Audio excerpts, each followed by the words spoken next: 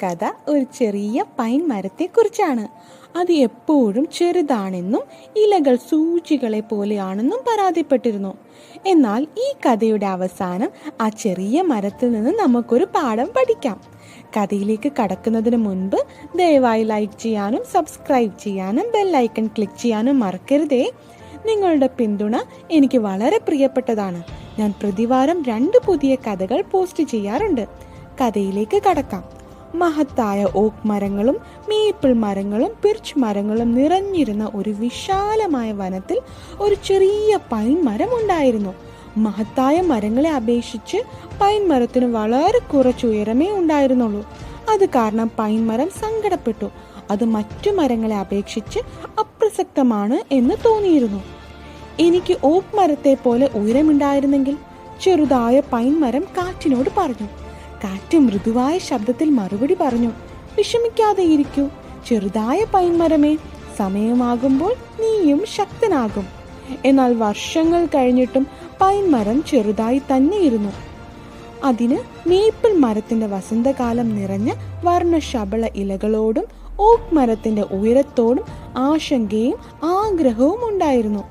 പൈൻമരം ചിന്തിച്ചു, എന്നും എന്തിന് പച്ചപ്പ്, മറ്റു മരങ്ങളെ പോലെ മാറാൻ എനിക്കും കഴിഞ്ഞിരുന്നെങ്കിൽ. കാറ്റ് മൃദുവായി പറഞ്ഞു, നിന്റെ പച്ച ഇലകൾ വർഷം മുഴുവൻ നിലനിൽക്കുന്നു. കാരണം അവ തണുത്ത കാലാവസ്ഥയിൽ മൃഗങ്ങളെ സംരക്ഷിക്കുന്നു. നിനക്ക് പ്രത്യേകതയുണ്ട്, നിന്റേതായ രീതിയിൽ. അങ്ങനെയിരിക്കെ ഒരു ശീതളകാലത്ത് ഒരു ശക്തമായ കൊടുങ്കാറ്റ് വനത്തിലൂടെ വീശി. മഞ്ഞു പർവ്വതാനി പോലെ മറ്റു മരങ്ങളുടെ ശാഖകളിൽ നിറഞ്ഞു. വൻമരങ്ങൾ കുലുക്കി വിറപ്പിച്ചു. എന്നാൽ ചെറുതായ പൈൻ മരം ഉറച്ചു തന്നെ നിന്നു. അതിന്റെ ഇലകൾ ശക്തിയോടെ നിന്നു. പക്ഷികളെയും ചെറുമൃഗങ്ങളെയും തണുപ്പിൽ നിന്ന് സംരക്ഷിക്കാൻ ഒരു ചൂടുള്ള താവളം സൃഷ്ടിച്ചു. മൃഗങ്ങൾ പൈൻ മരത്തോട് നന്ദി പറഞ്ഞു. കൊടുങ്കാറ്റ് കഴിഞ്ഞപ്പോൾ കാറ്റ് വീണ്ടും വന്നു. ഇപ്പോൾ കാണുന്നില്ലേ? കാറ്റ് ചോദിച്ചു. നിന്റെ എപ്പോഴും പച്ചയുള്ളതായ ഇലകളും ചെറുതായ ശരീരവും നിന്നെ പ്രത്യേകവും പ്രാധാന്യമുള്ളതുമാക്കിയെന്ന്. പൈൻമരം പുഞ്ചിരിച്ചു. ഇനി മറ്റു മരങ്ങളെ പോലെ ആകാൻ ആഗ്രഹിക്കുന്നില്ല എന്ന് മനസ്സിലാക്കി.